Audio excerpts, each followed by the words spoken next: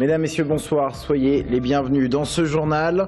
Le Conseil général d'Indre-et-Loire qui tenait aujourd'hui session, deux gros dossiers, les collèges et l'insertion. Alors que l'Indre-et-Loire compte près de 17 000 bénéficiaires du RSA, le département veut multiplier les passerelles avec le monde de l'entreprise. Le succès du burger, il se vend aujourd'hui 3 fois plus qu'une viande classique en restaurant. Mais fait-il partie de la gastronomie française? Il a en tout cas été largement revisité selon nos goûts. Et puis du sport avec l'ADA, le club de basket de Blois, qui reprend le championnat de National 1 demain soir contre Cognac. Nous verrons quels sont les objectifs du club cette année.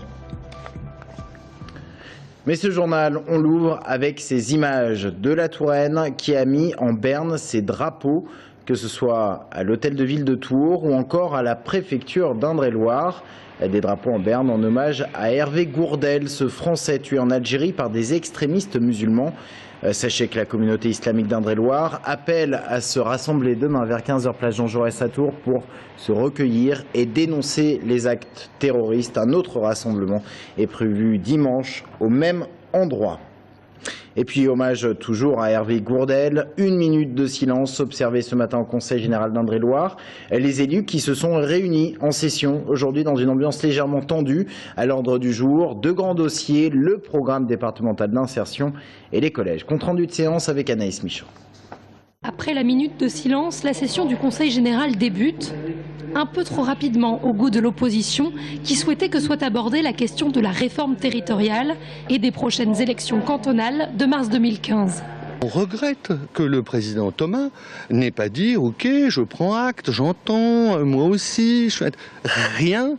Il nous a renvoyés dans nos buts en disant « C'est de la politique politicienne ». Mais je suis désolé, c'est pas de la politique politicienne de savoir quel est le devenir d'une collectivité locale qui date de 1790, qui est inscrite dans les mémoires et dans l'activité et dans l'action de tous les jours, au prétexte que ça le gêne et qu'il n'est pas à l'aise. Puis on passe au dossier, le nouveau PDI, Programme départemental d'insertion, fruit d'un an de travail et qui représentera plus de 10% du budget du Conseil général. Déjà en place sur la période 2012-2014, le premier PDI avait dû s'adapter à la hausse du nombre de bénéficiaires du RSA, plus 16% en 2 ans. Le PDI version 2 cherche à multiplier les passerelles vers l'entreprise et à combattre les a priori. Les entrepreneurs ont une vision parfois déformée de ce qu'est le bénéficiaire du RSA, la personne qui est en difficulté, qui est en précarité. Mais de la même manière, la personne qui est en précarité, qui n'a pas été en contact avec le monde de l'emploi depuis longtemps, se fait aussi des représentations fausses de ce qu'est le monde de l'emploi. Et donc il y a besoin de créer ces passerelles et on va travailler énormément sur ces nouveaux axes, de remettre du lien entre le monde de l'entreprise et le monde de l'insertion. On mobilise, c'est ce qui est prévu, tous les partenaires. Il y a de l'accompagnement individuel, on se rapproche de Pôle emploi, on se rapproche des CIAS, on se rapproche des organismes d'insertion. Je crois véritablement, et c'est inclus, et je crois que c'est la volonté, c'est de rapprocher ces gens en difficulté du travail et des entreprises. Globalement, on est d'accord. Puis vient le dossier épineux des collèges, l'occasion pour Claude Roiron de critiquer le bilan de Frédéric Thomas en la matière. Qu'à cela ne tienne, il lui rétorque qu'on ne peut être ici et ailleurs, arpenter les routes de Normandie et connaître ce qui se passe en Touraine, faisant ainsi référence à la candidature de cette dernière aux élections européennes en Normandie. Au moment des votes, une abstention, celle de Jean-Gérard Pommier. Aujourd'hui, on nous entraîne dans un programme de privatisation de travaux qui est dangereux, je dirais, pour les finances de la Touraine. C'est simplement, je dirais, comme il n'a pas été fait grand-chose pendant ces 6 années, 8 millions par an contre 15 millions auparavant, j'étais moi-même vice-président collège. On veut accélérer, donc on promet la Lune, et la Lune on la fait payer par les autres. Et les travaux ne sont pas l'unique source de controverse dans le dossier des collèges.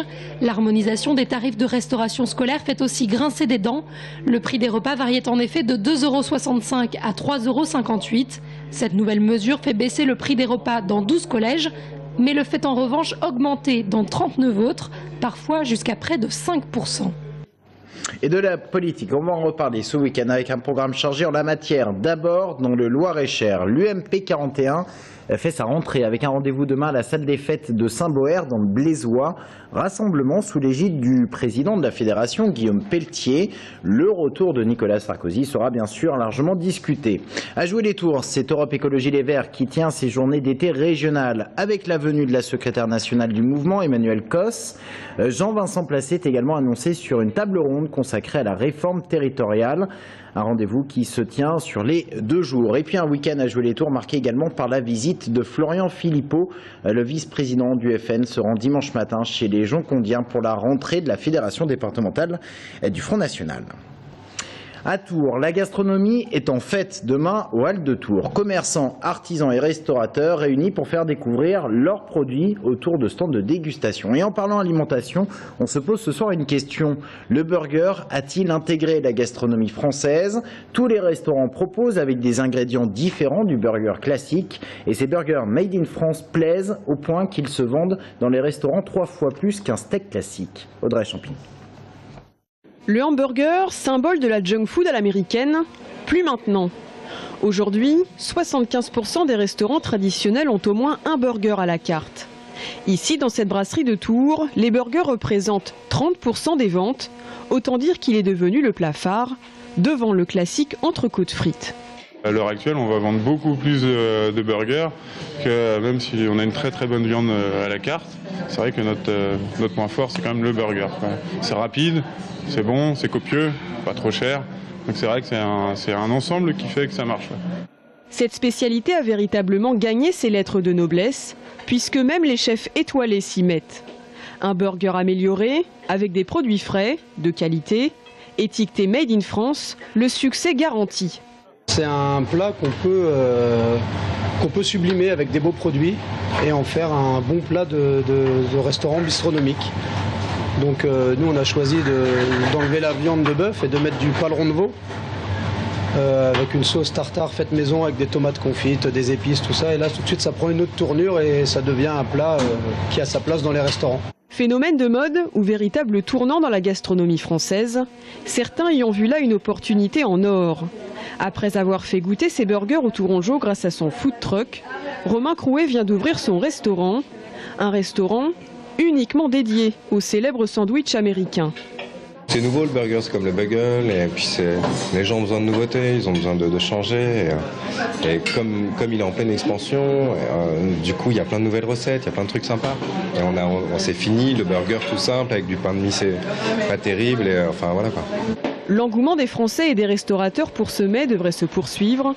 En 2 ans, les ventes de burgers dans les restaurants ont grimpé de plus de 40%.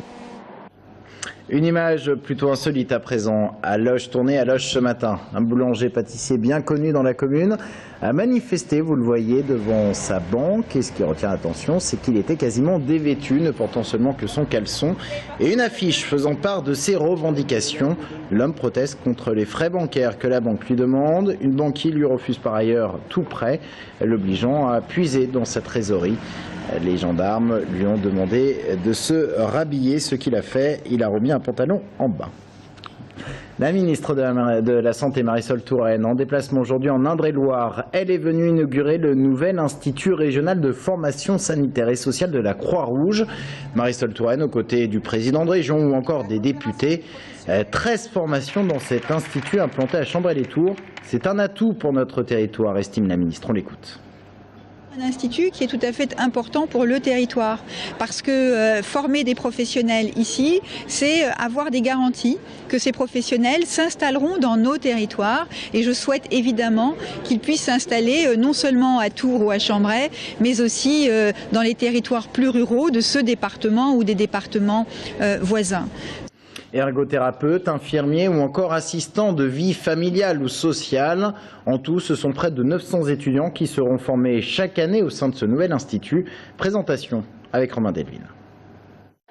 13 filières de formation, sociale, sanitaire et d'ergothérapie. L'Institut régional de formation sanitaire et sociale accueille depuis le 1er septembre 900 étudiants. Avec cette particularité ici, des salles de simulation avec un patient en plastique qui a l'air de souffrir mais sur lequel on peut prendre le pouls ou la tension. Et une salle pour former étudiants et étudiantes à la télémédecine. C'est quand on a une personne qui est dans un EHPAD au fin fond du département, si vous la déplacez pour l'emmener aux urgences, la personne, elle va être extrêmement perturbée. Mais c'est vrai pour les personnes âgées, c'est vrai pour une personne handicapée, c'est vrai pour une personne autiste. Toute modification va être très perturbante. Et donc la télémédecine peut permettre d'apporter un éclairage diagnostique extrêmement précis sans déplacer les personnes. C'est pour ça que nous formons nos jeunes à cette... ce n'est qu'un outil, mais en tout cas c'est un outil qui permet de donner du confort aux patients. 10 millions d'euros, c'est le coût du bâtiment qui s'étend sur 5000 m², largement financé par la région, le Conseil général et la Croix-Rouge. Cet institut est une belle manière pour le président de la Croix-Rouge française de célébrer les 150 ans de l'institution. La formation est un élément essentiel si vous voulez améliorer les conditions à la fois de prise en charge et les conditions de sociabilité. Il faut former les gens. Donc la Croix-Rouge est toujours intéressée. Je crois qu'aujourd'hui, ça prend un tour relativement important puisque nous avons 20 000 étudiants qu'on va essayer d'incorporer dans nos métiers traditionnels de la Croix-Rouge. Et ceci nous permet sur le sanitaire, le social et médico-social d'avoir un avenir pour ces jeunes et puis un avenir pour nos bénéficiaires que nous aurons à prendre en charge. Et le voisinage est bon puisque l'Institut est situé à côté du pôle santé de Chambray, une sacrée source d'employeurs. Du sport pour terminer ce journal. L'ADA Blois reprend demain soir le championnat de basket avec un match contre Cognac à domicile. Et ce, après sa victoire en Coupe de France contre Évreux, club de Pro B. Alors cette année, quels sont les objectifs? On voit cela avec Thomas Blanc. Dernier entraînement et dernière séance de shoot avant la reprise du championnat de National 1. Après une phase de préparation en dents de scie, l'ADA Blois se présente samedi face à Cognac avec un effectif renouvelé à 40%. Arrivé en cours de saison dernière, l'entraîneur Michael Hay a voulu un groupe mêlant jeunesse et expérience.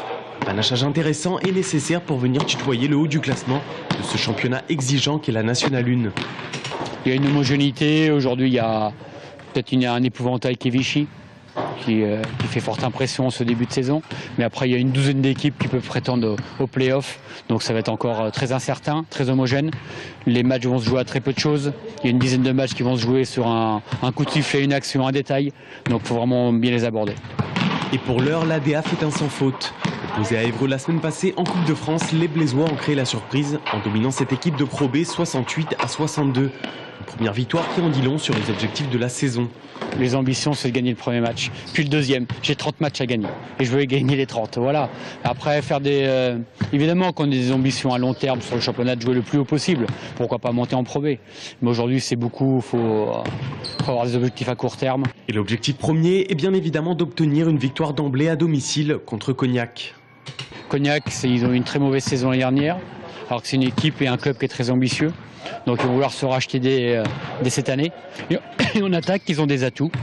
Entre les nouvelles recrues, leurs Américains Robertson et Forbes et Martsen, ainsi que les joueurs français comme Lamine Sambé ou le petit meneur Choplin ou Arsène Badia. Donc ils ont des arguments. La saison passée, l'ADA avait dominé Cognac lors des 2 confrontations. Michael Hay et ses hommes espèrent connaître pareil scénario demain à 20 h au Palais des Sports. L'information continue dans quelques instants avec notre invitée Céline Ballesteros, adjointe au maire de Tours, en charge du commerce. C'est dans un instant.